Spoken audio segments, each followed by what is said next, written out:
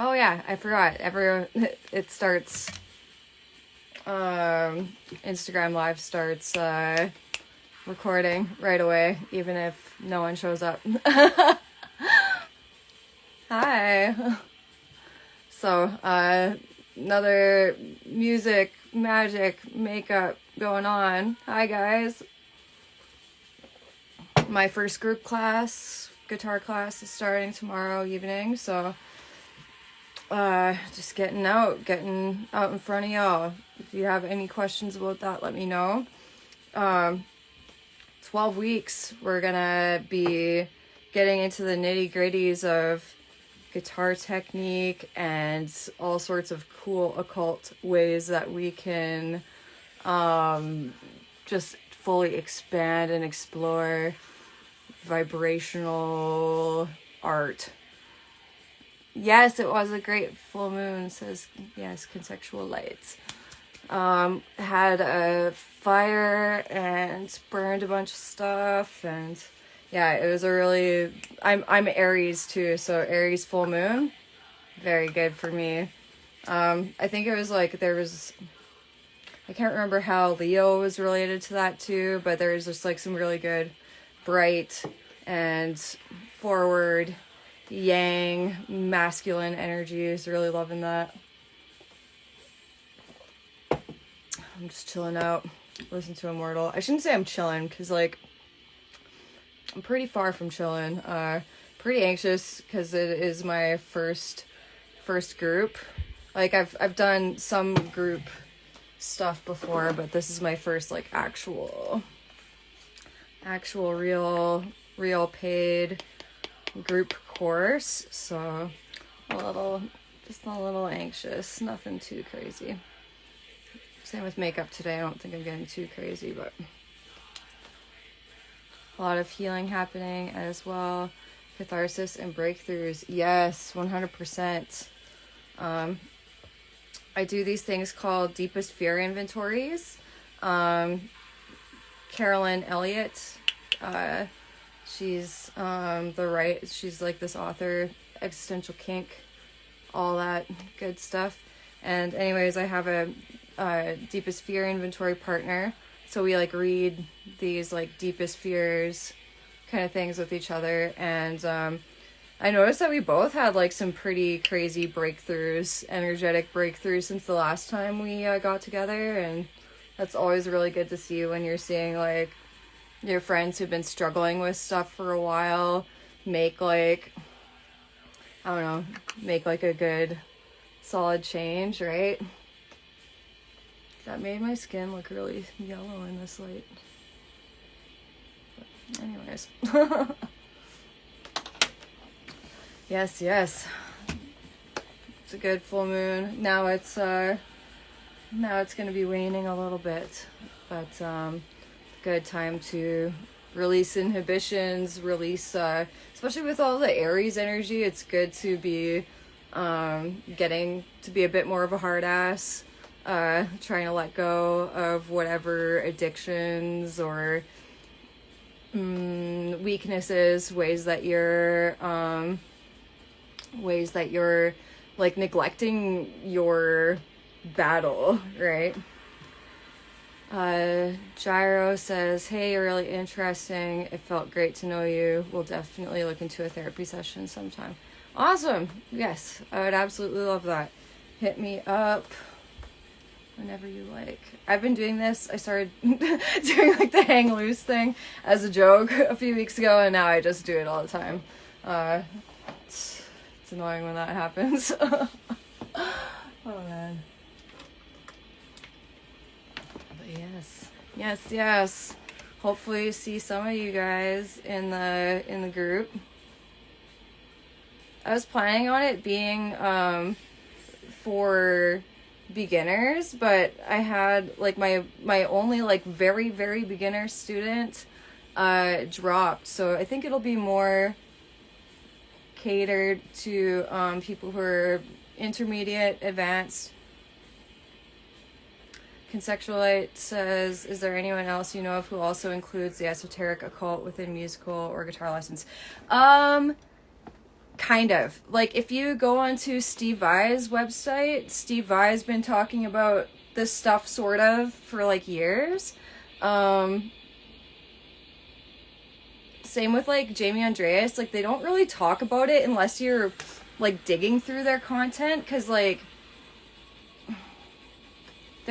they're talking more about mechanics and what you should be practicing. But if you like read more of their articles and like read kind of like deeper into what they say, there is like a lot of spooky stuff and a lot of like mindfulness and a lot of flow states and stuff like that.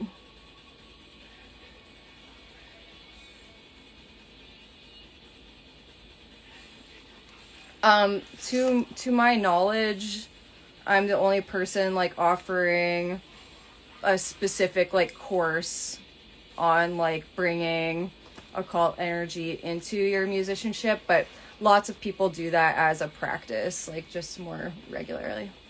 Hi, welcome heavy metal slut machine. Welcome to Saltor. Hi. Yes, just really ramping up to that. Yeah, I called it beginner guitar for witches because I wanted beginners to feel comfortable with joining up, but just the interest has been more from people who are a little bit more advanced. But yeah, Conceptualite says, I'm assuming it would be some bridging between Eastern and Western ways of approaching sound in general and what extends from that. Yes, and there's a lot of modern work with like sound healing, sound therapy too. Like I did like a 6-month certificate in sound therapy. I graduated April, it was a few months ago. But that was really spooky. There's a lot of like really spooky stuff with sound. I'm trying to find my lip gloss, but I don't know where it is. I'm just gonna use this instead. Yeah, like the Egyptians, all about it, apparently. All like the shamanistic kind of stuff, like, is very, like sound is such a super highway to like altered states, I should say. It's so instantaneous. So I, as part of my sound therapy practice, I got, it's called like a vibroacoustic table. Oh yeah, that's right. And so on the vibroacoustic table, it's basically like a massage table that has these large transducers, and so it's meant for anxiety, pain, all that kind of stuff. And so I remember like just putting my dad on it, putting various people on it, and without mentioning any of the like spooky, more like woo aspects of it, people get like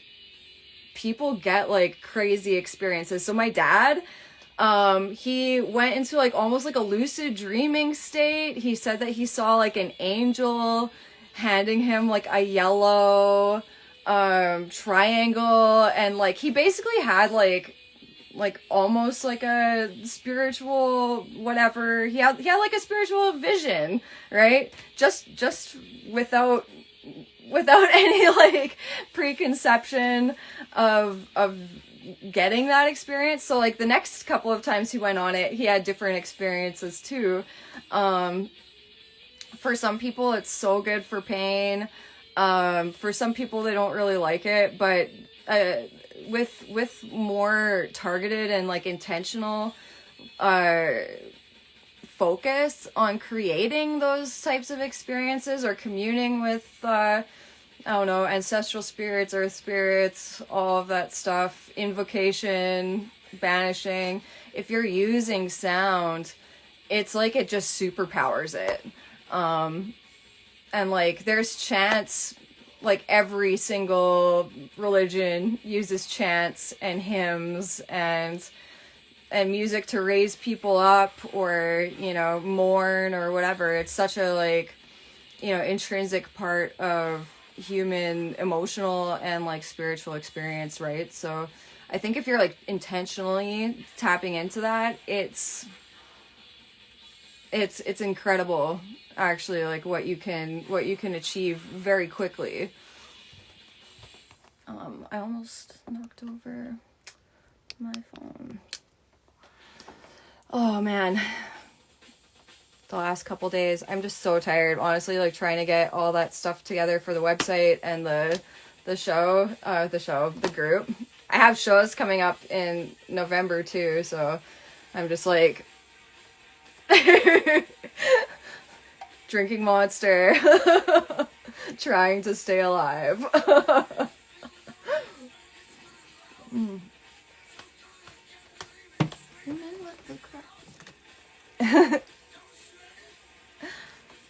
But yeah, it's all very exciting. It's all good stuff.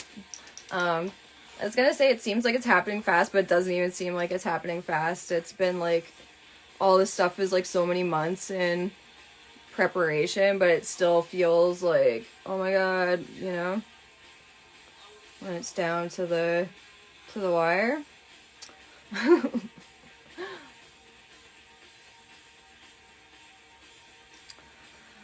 There's a not well-known shaman named Hoska Sus I came across years back. He made interesting art and was a shamanic drummer.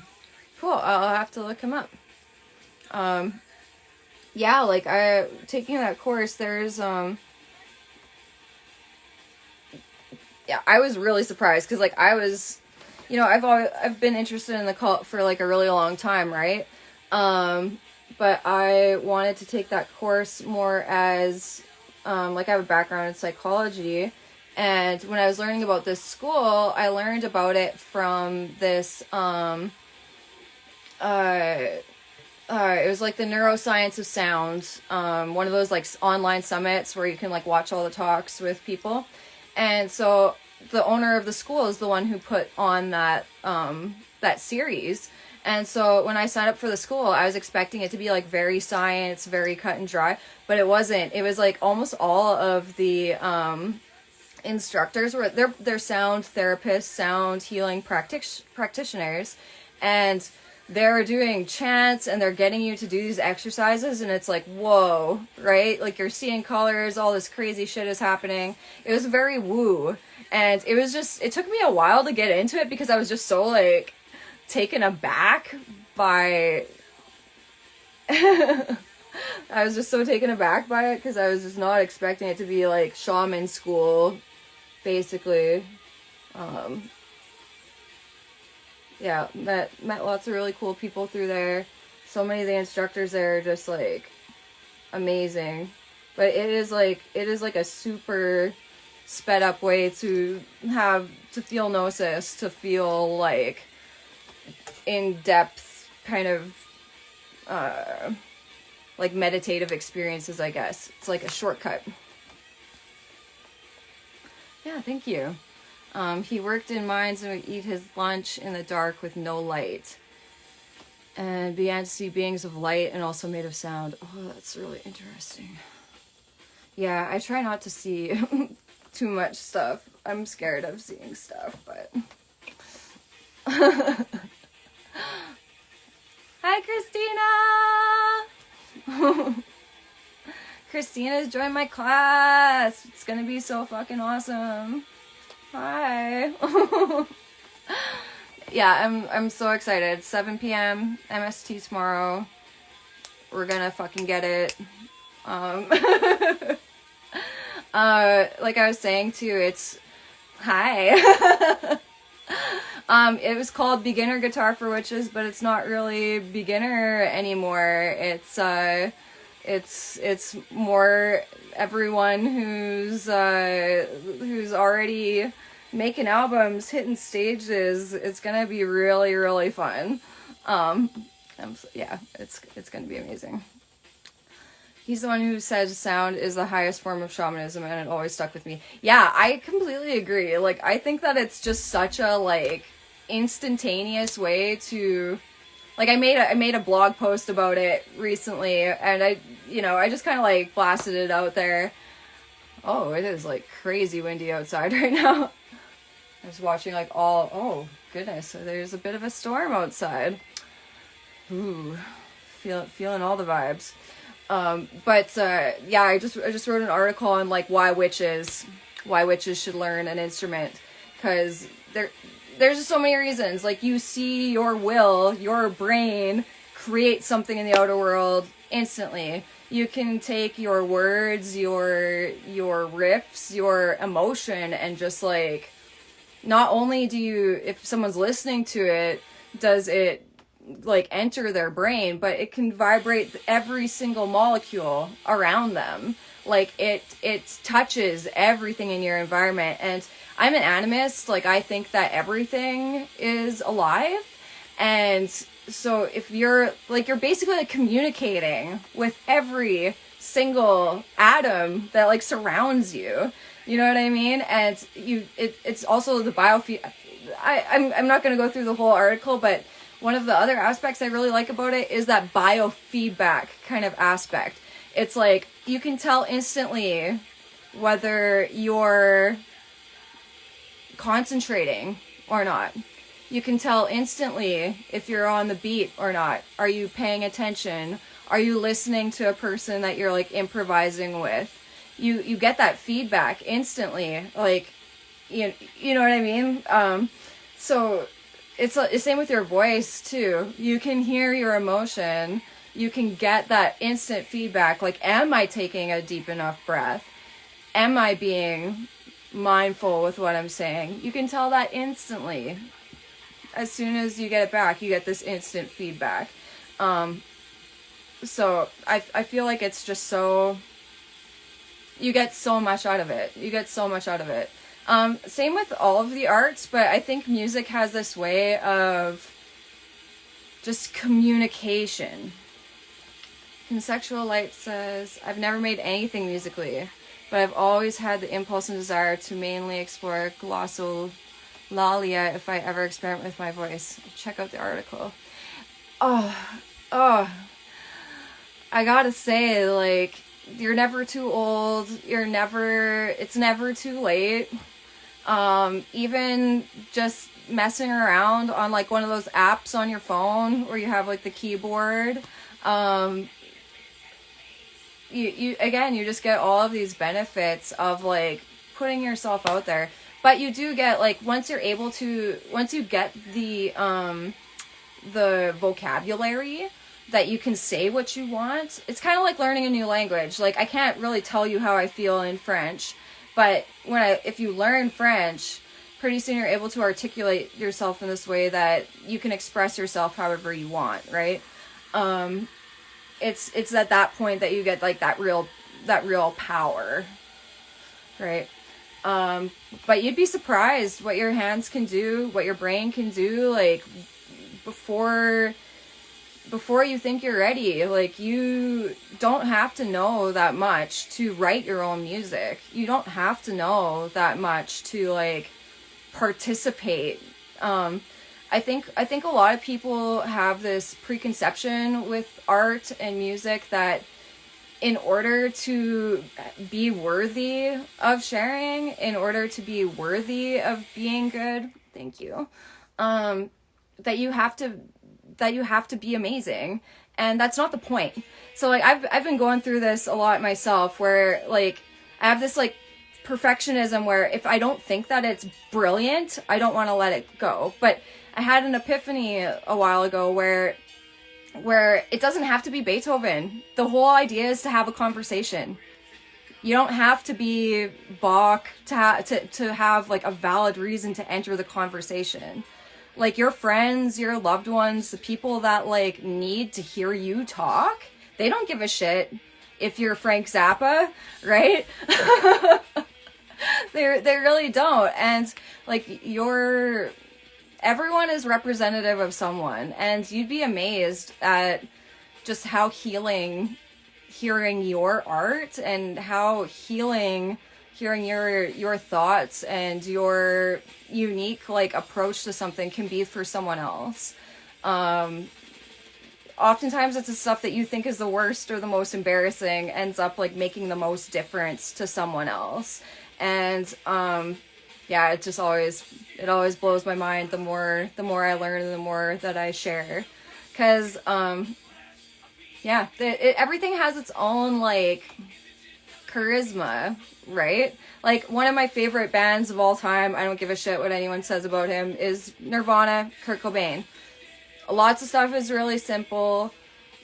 You can complain about it all day if you want valid criticisms, but the emotion that comes through, the power that comes through speaks to me because of my experiences, and it makes me feel like expressed and valid and real in a way when I see myself like and stuff that I can relate to out in media. And if he never did stuff because he wasn't good, like he couldn't play Dave Mustaine level fucking riffs, it would just absolutely it would have taken away so much from like me as a teenager, me as an adult. I would have felt so much less like valid, I guess. Consexual Light says, with all this in mind, I was listening to the first Sorguinazia demo and comparing it to the newer album, energetically. It was really interesting. I would love to hear your thoughts on that, because they were very, very different. They're all like alchemical works, and like they're pretty explicit with their aims and stuff. So like the first album is very much like Lilith, Mars, you know, the beginning, lust, kind of like rising from the fucking grave. That demo is in my car. One of the CDs I carry says Cursed Womb. Thank you very much. That's much appreciated.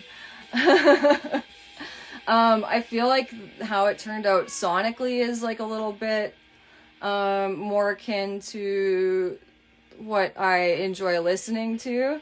But the newer album is like a lot more like mature in what we wanted to say spiritually.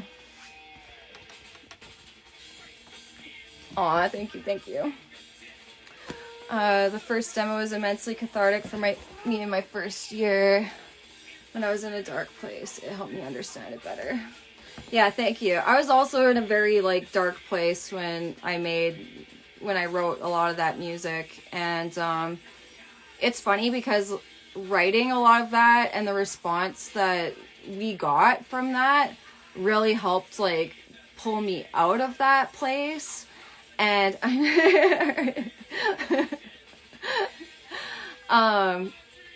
because it was you know, just suffering and obscurity, and that was also when I started first having like spiritual experiences, and I started like really feeling the veil thinning and stuff, and started letting that back into my life. But yeah, the newer album is more about like, what do you do with that? Like, what do you do with that, like, recognition of the other world? Like, you can't just be sad that that normal waking reality isn't great. Like, you have to try to bring magic into the world. And that is more so what that the newer album's about. And the next one is, like, yes, the transmutation. and yeah, like I feel like there's a little bit less like fun to that. It's it's a little bit less fun because it is more mature in a way. Like there's still a lot of like, you know, still a lot of like fuck energy. But it's a little bit more fun to just be a moody teenager too, instead of trying to like take responsibility for the reality that you live and take responsibility for the power that you have to bring like a new culture into existence. Accursed Womb said, I have a lo-fi black metal project called Spirit of the Morgue. Sweet. I wrote the first time I was in a super dark place. And I think that there's a lot of catharsis in that, and it's very useful to like wallow in a way. Like I don't know, I was trying to like fight this for a while, because it's like I have this preconception that I have to be super happy in a way. Like I have to be healthy, I have to like celebrate my health, when all I want to do is like listen to Alice in Chains and fucking cry, and listen to Mutilation and be haggard. And so I'm trying to just like be okay with being like dark and miserable too. And it's not necessarily like your moral duty to like make happy shit or positive shit, if maybe it's your place to write brutal and ugly stuff. So that's something, it's another like layer round I'm kind of going through too, because yeah, I do feel like a responsibility almost with what I'm putting out there, but at the same time I need to be totally genuine, and the genuine expression should come first and not be policed. That's a really big value of mine, and that's also talked about by Steve Vai in one of his articles too. And when I was at that live thing with Steve Vai as well, like he's talking a lot about like don't shit on your inspiration before it even exists, right? You have to honor what's coming through you and work through that without any moral preconceptions or worrying about whether it's unique or special or whatever. It's just shut up and do it, basically. Yeah, it's supposed to be cathartic, it's supposed to be pleasurable, and like, you know, especially exploring like the shadow self, the part of yourself that does want to, and you know, I'm not gonna say words because who knows what Instagram's gonna do about that, but like yeah. And like I was talking to someone else about this today, where I really love like Hole, which is just music about being like sexually assaulted and being addicted to drugs, and I love it. Like I love it. I write stuff like that, and it's just like it's this like thrashing like part of me that like just exists, and it needs to exist. And I know how healing, like I love how healing that is for me to hear. When I hear that kind of stuff, it's like this righteous fucking rage, and that's a beautiful thing. Sexual Light said, I'm guessing everything learned in the 6th month course will find its way somehow into the newer work of yours. Yes, it definitely has already, and especially a lot of the vocal work, vocal healing, lots of like the shamanic stuff around vocal work, I've really brought into just my body, my physicality. I've also like acquired some sound therapy instruments, which are really fun. Like I got a gong, I got some Tibetan bowls. I want to buy like a set of crystal bowls, because they're just so, excuse me, I'm chugging that monster now, and I, perfect. Oh my god. But yeah, so not only like energetically does it have a lot more of that like deep like embodiment kind of energy, but some of the actual like instrumentation is more catered towards that. So with my previous bands too, like I did a lot of work with like MIDI and stuff like that. This might have some of my like kind of synthy weird stuff, just because it's so easy to generate specific tones, especially microtones. Like for my study with sound therapy, I have fibromyalgia, I have persistent pain, and I made these mixes of like all of the pain frequencies that they'll run during treatments for pain. and they're fucking trippy when you layer them all together. I've made some of my own tracks. I think you can download it from my website somewhere. I'm pretty sure it's downloadable from my website. But very useful, very cool, and it'd be really nice to layer that into the newer album. The drums are complete. Guitar recording is not quite complete, but all of that's coming together pretty good. Whew! Pain seriously makes the best music. That is correct. Alright, so I do have to get ready to go here. I do have some new students tonight. Really excited for the group tomorrow. I hope that Conceptual Light, especially if you have not been making any music, I hope that you do some sort of music. Before I go, Gyro says, what's the craziest spell you've ever cast? There's a couple. The first, like, serious spell I ever did, like, blew up my whole life and changed everything, and it's been an amazing journey, but I needed to do a lot of other work before casting spells, so I ended up, like, kind of hurting people around me and stuff, but, yeah, that was pretty wild. I've done some pretty wild, like, Thoth channeling. I have a complicated relationship to the ethics of hexing, but one time I was just like someone really needed to stop what they were doing, and I put hex on them, and that was pretty wild. I think it's morally acceptable in some cases. But yeah, I do spells all the time, so some of them are crazier than others. Some of them are more elaborate than others. I would say that one was probably one of the more elaborate ones. Same with that first one that I was talking about. But when you're casting spells, like, almost daily, almost every week, I do blood magic, like, every time I get my period. Like, yeah, it just becomes, like, so normal after a while. But anyways, if you